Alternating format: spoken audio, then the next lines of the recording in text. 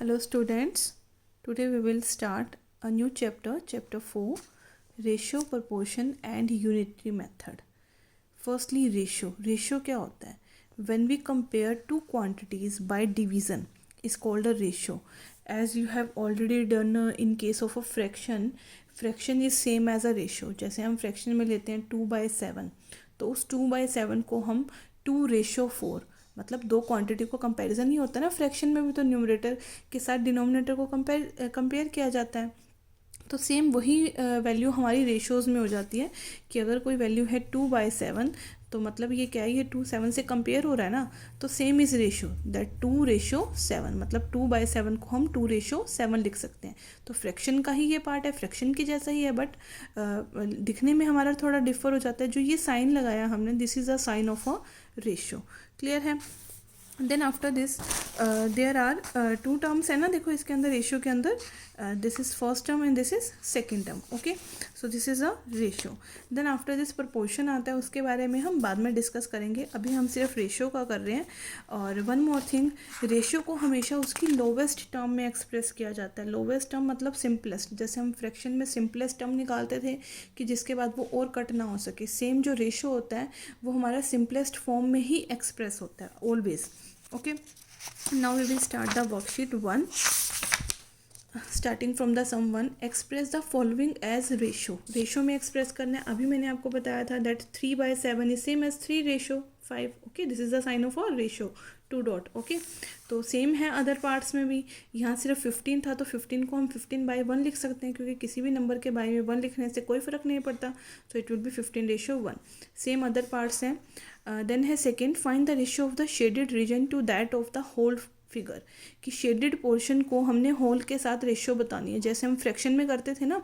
अब shaded parts कितने हैं इसमें? 4, और टोटल के साथ दिखानी है, टोटल में कितने हैं? 1 2 3 4 5 6 7, शेडेड 4 और टोटल 7, तो 4:7 ना। सेम ऐसे ही इसका हो जाएगा। देन है express the following ratio in its simplest form. Simplest form में एक्सप्रेस करना है। क्या दे रखा है? 36 metre to 16 metre. One more thing, जैसे हमारा फ्रैक्शन में होता था कि जो टू क्वांटिटीज़ हम डिवीज़न में लिखते हैं that should be of the same type, ऐसा ही रेशियो में होता है कि जिन आप टू नंबर्स की रेशियो लिख रहे हो वो हमारे सेम टाइप के होने चाहिए, सेम यूनिट के होने चाहिए। अगर वो सेम यूनिट के नहीं होते तो हमें उनको कन्वर्ट करना पड़ता है। सो अब यहाँ पर सेम ही दे रखा था, 36 मीटर टू 16 मीटर, मतलब 36 की रेशियो लेनी है 16 के साथ। अब सिंपलेस्ट में करने का मतलब है दोनों एक ही नंबर पर जाने चाहिए। आप जितने बड़े नंबर पर इसको कट कर सकते हो वो आपके ऊपर है, ठीक है। अगर आपसे नहीं हो रहा तो आप स्मॉलेस्ट नंबर से भी करो, कोई प्रॉब्लम नहीं है। इसको हम डायरेक्ट भी कट कर सकते थे कि ये 4 की टेबल में जा रहा है 4 9 जा, और ये 4 की टेबल में 4 4 जा। बट यहाँ देखो हम इसको 2 से भी, किसी को 4 का नहीं आया एकदम से माइंड में, तो 2 से भी कर दिया, डजेंट मैटर। 2 की टेबल में करा, ये 2 18 जा पे गया, ये 2 8 जा पे, बट ये अभी भी कट हो रहे हैं दोनों।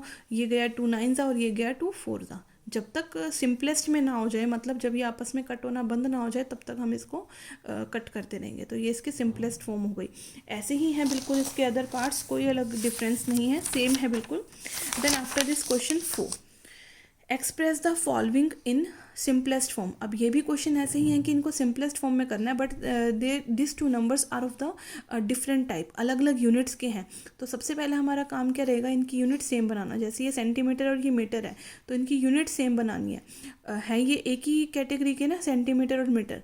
तो बिगर यूनिट को स्मॉलर बनाना ज़्यादा ईजी रह जाता है एज़ कम्पेयर टू स्मॉलर को बिगर बनाना।